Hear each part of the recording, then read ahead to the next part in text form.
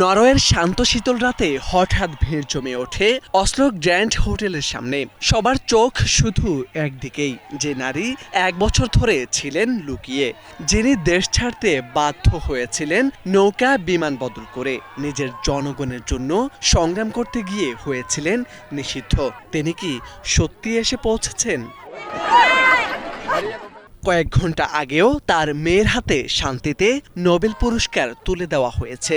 মা তখন কোথায়, কিভাবে ছিলেন কেউ জানত না। নোবেল কমিটির প্রধান শুধু একটি খবর নিশ্চিত করেছিলেন, মাচাদো অস্ত্রতে আসছেন, তিনি তার পরিবারের সঙ্গে দেখা করতে যাবেন। আর ঠিক সেই ঘোষণার পর গভীর রাতে গ্র্যান্ড হোটেলের বারান্দায় হঠাৎ ভেসে ওঠে এক পরিচিত মুখ। 58 বছর বয়সী মারিয়া করিনা মাচাদো। ক্লান্ত কিন্তু দমে না যাওয়া চোখ, নিচে দাঁড়ানো শত শত মানুষ মুহূর্তেই উচ্ছ্বাসে ফেটে পড়ল তাকে এক পলক দেখেই।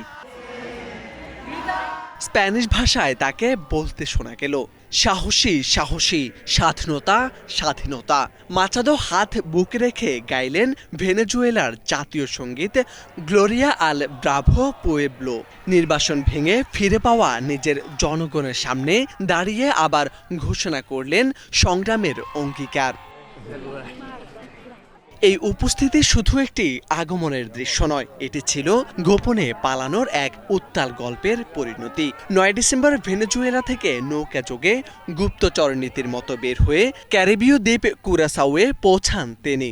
সেখানে নিরাপত্তা দলের সহায়তায় পরিবর্তন করেন গন্তব্য, ওঠেন একটি ব্যক্তিগত বিমানে। 2014 সাল থেকে ভ্রমণ নিষেধাজ্ঞায় থাকা 2024 সালের বিতর্কিত নির্বাচনের পর ধরপাকড় থেকে বাঁচতে আত্মগোপনে থাকা এই নারীকে নরওয়ে পৌঁছাতে হয়েছিল গোপনে অজানা পথ ঘুরে। সেই নারীকেই দেখা গেল পরে হোটেলের নিচে অপেক্ষা করা সমর্থকদের দিকে ছুটে যেতে। ব্যারিকেড টপকে হঠাৎই আলিঙ্গন করলেন বহুদিনের দূরত্বে থাকা মানুষেরা।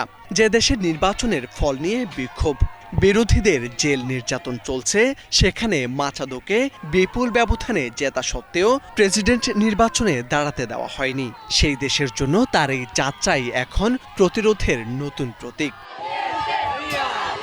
মাচাদোকে এই নোবেল পুরস্কার দেওয়া হয়েছে ভেনেজুয়েলায় গণতান্ত্রিক অধিকার, বিচার বিভাগের স্বাধীনতা ও মানবাধিকারের পক্ষে তার দীর্ঘ ও সাহসী সংগ্রামের স্বীকৃতিস্বরূপ।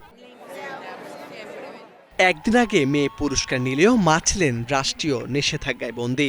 আর পরের দিন রাতে মা এসে দাঁড়ালেন মুক্ত আকাশের নিচে, নোবেল জয়ীর বারান্দায়, নিজের জনগণের স্লোগানের সামনে। মোর্শেদ আলম, বাংলা ভিশন।